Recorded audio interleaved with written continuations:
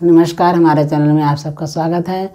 तो आइए हम आपको गणपति भगवान जी का कथा सुनाने जा रहे हैं।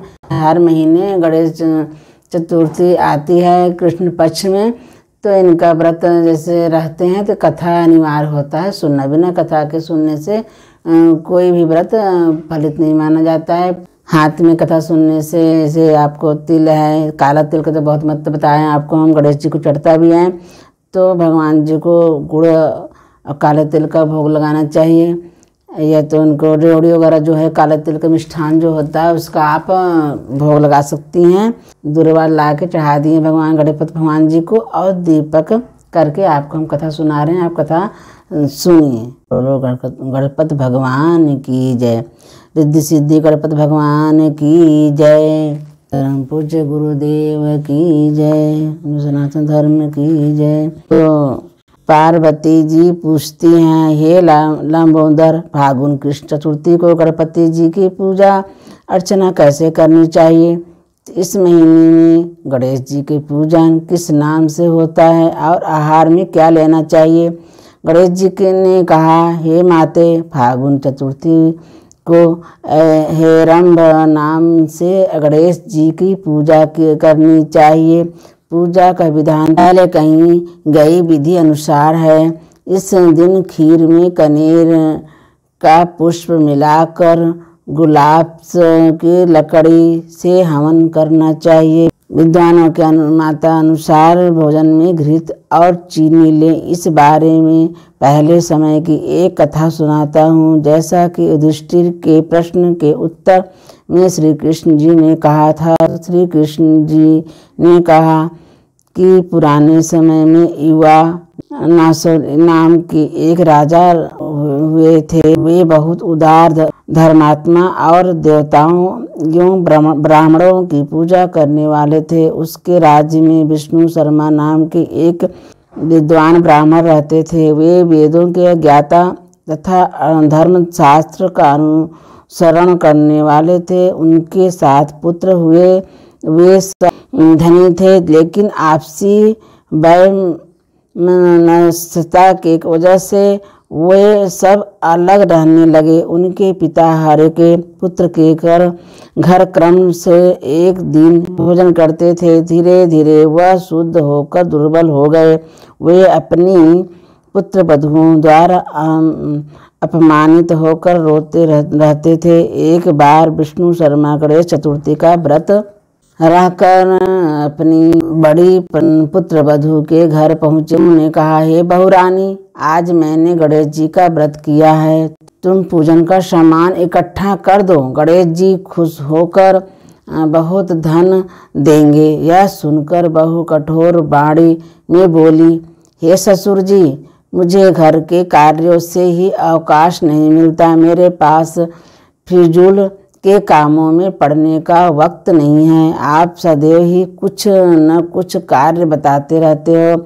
आज गणेश जी का व्रत करने कह दिया। मैं गणेश व्रत को नहीं जानती और नहीं तुम्हारे गणेश जी को। आप यहाँ से चले जाइए। बहू की डांट फटकार सुनकर 6 बहुओं उसके घर कर्म से गया, परंतु सभी ने डांट फटकार कर उसे भगा दिया। सभी जगह के अनादर पाकर वह दुर्बल शरीर ब्राह्मण बहुत ही दुखी हुआ। अंत में वह छोटी बहू के घर जा बैठा। छोटी बहू बहुत निर्धन थी। वह यही संकोचाता रही। बहू बोला कि अरे बहुरानी, आप मैं कहाँ जाऊँ? सब बहुओं ने मुझे छिड़क दिया। तेरे पास तो व्रत के सामान को इकट्ठा करने का कोई साधन नहीं दिख रहा है। मैं स्वयं भी बहुत बुद्ध हो गया हूँ।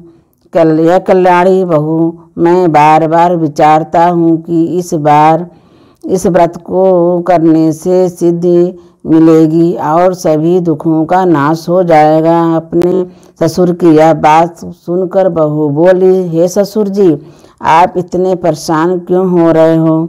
आप स्वच्छता पूर्वक व्रत कीजिए, आपके साथ मैं भी इस व्रत को करूँगी, इससे हमारे दुखों का नाश होगा। ऐसा कहकर छोटी बहू कहीं से भीख मांग लाई और उसने अपने सदा तथा ससुर जी के लिए अलग अलग लड्डू बनाए। उसने चावल, चंदन, फल, फूल, दीप और नदेव सब पृथक पृथक करके ससुर के साथ पूजन किया।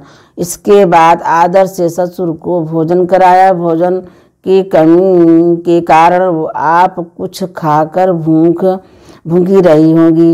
हे महादेवी, आधी रात के बाद ससुर को उल्टी दस्त होने लगे, जिसके उसके दोनों पैर गंदे हो गए। उसने ससुर के पैर धुलवाए और शरीर पोछा। वह दुखी होने लगी। अभागिन के कारण आपकी ऐसी दिशा क्यों हुई है ससुर जी रात्रि में? अब मैं कहाँ जाऊँ? मुझे कोई उपाय सुझाइए। सारी रात विलाप करते रहने से अनजाने में उसका जागरण भी हो गया और सब सुबह हुई तो छोटी बहू क्या देखती है कि उसके घर में हीरे, मोती और मड़ियों बिखरी पड़ी थी और घर प्रकाशित हो रहा था। उसके ससुर के उल्टी दस्त भी अब बंद हो गए थे। हैरान होकर वह अपने ससुर से पूछने लगी, यह क्या हुआ? यह धन सिक्का है। अरे इतने हीरे, मणि, मूंगा आदि मेरे घर में कैसे आ गए? हे ससुर जी, हमें कोई चोरी में फंसाने के लिए तो यह घर में नहीं डाल गया। बहू की बात सुनकर ससुर ने कहा, हे कल्याणी, ये सब तुम्हारी श्रद्धा भक्ति का फल है। तुम्हारी भक्ति से गणेश जी प्रसन्न हो गए हैं और उसने इस व्रत के कारण से ही तुम्हें यहाँ इतना धन दे दिया। बहू कहने लगी, हे ससुर जी, आपकी कृपा बस गणेश की प्रसन्न हुए हैं। मेरी निर्धनता जो है, मेरी गरीबी दूर हो गई और मुझे अपार धन संपत्ति प्राप्त हुई है। आप धन्य हैं, आपकी कृपा से ही मैं धन्य हुई। अब छोटी बहू के घर में अपार धन संपत्ति देखकर अन्य बहुएं बहुत क्रोधित हुई। वे कहने लगी, बूढ़े ने अपना सारा जमा किया हुआ धन छोटी बहू को दे दिया। भाइयों की आपसी कलह को देखकर विष्णु शर्मा भयवश कहने लगे कि इसमें मेरी कोई गलती नहीं है। छोटी बहू के केवल इस व्रत के करने से ही गणेश जी ने प्रसन्न होकर यह कुबेर जैसी संपत्ति प्रदान की है।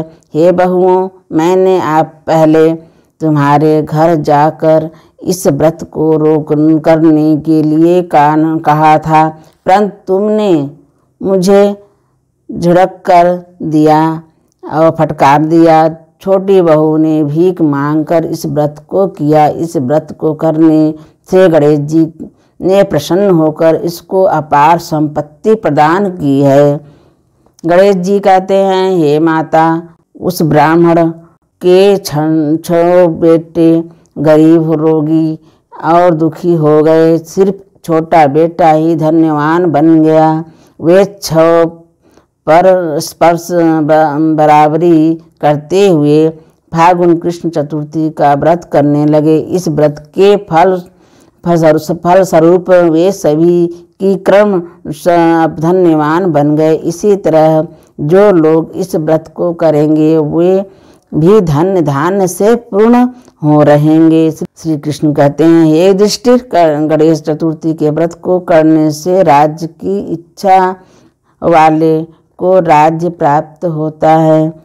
अतः ये राजन, आप भी इस व्रत को करें। इस व्रत के प्रभाव से आप कष्टों से मुक्ति पाकर राज्य सुख भोगने लगेंगे। कृष्ण जी यह कथा सुनकर युधिष्ठिर अति प्रसन्न हुए और इस व्रत को करके गणेश जी की अनुकंपा से संपूर्ण राज्य की शासन हुए। श्री गणपति भगवान की जय। और सिद्धि गणपति भगवान की जय। अब कथा आपको हम सुना दिए हैं। स्नान कराने के बाद हम कथा को विराम देते हैं। अब इसके बाद फिर आरती करिए। उसके बाद सबको आरती करने के बाद सबको प्रसाद वितरण कर दिए और आप भी प्रसाद लीजिए। और भगवान जी को दुर्वा जरूर अवश्य चढ़ता है। अगर पुष्प वगैरह आपको नहीं मिल पाओ तो काला तिल का लड्डू वगैरह बना के आप इनको भगवान जी को आप चढ़ा सकती हैं। और भगवान गणपति भगवान जी श्री भावना के भूखे होते हैं। भगवान जी कोई भी भगवान हो, आपके फूल दीनी का दिया हुआ सब पुष्प वगैरह होता है, धन दौलत होता है, इनको समर्पित, इनको हम क्या देंगे, इनको हम बस अपना अहंकार त्यागना इनको देना चाहिए कि भगवान हमारे अंदर अहंकार उत्पन्न हो, हमारे यहाँ से कोई ऐसे हमसे अनिष्ट न काम हो जाए।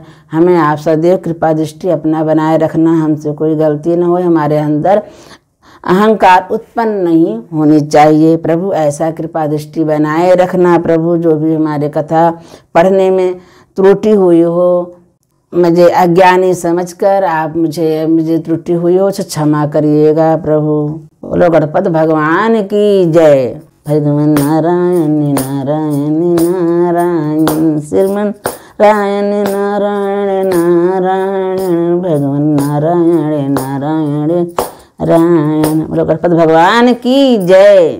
नमस्कार। हमारे वीडियो को आप लाइक करिएगा, वीडियो को आप देखिएगा, लाइक करिएगा, शेयर करिएगा, सब्सक्राइब करिएगा।